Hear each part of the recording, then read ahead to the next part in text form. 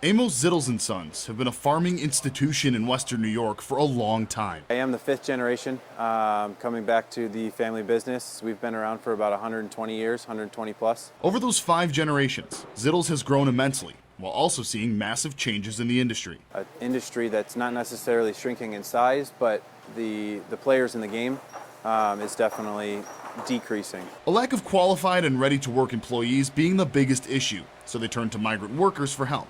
But that soon could be in jeopardy. This legislation really has the ability, the potential, to cripple that industry. That legislation is the proposed Farm Fair Labor Act, which would allow for the unionization of farm workers, decreasing the amount of overtime they could work without extra pay. New York State Senator Rob Ortt visiting local farms to hear why this could cripple them. Try to bring their points and their narrative back to Albany as we debate this legislation. The bill was proposed by New York State Senator Jessica Ramos in Queens. Farms like Zittles feel that she doesn't realize if this does pass, they won't be able to compete with out-of-state farms that could offer higher wages. You have less locally grown produce, less locally grown food, and that's got to come from somewhere else. And ultimately, possibly closing the doors of this 5-generation farm. I know for a fact that my generation, and when I am my father's age or even younger than that, I don't think this place will be here. We did reach out to State Senator Ramos for comment on this story, and her office has yet to get back to us. As for the bill itself,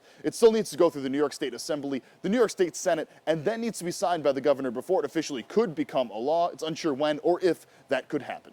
In Eden, Jeff Slauson, 7 Eyewitness News.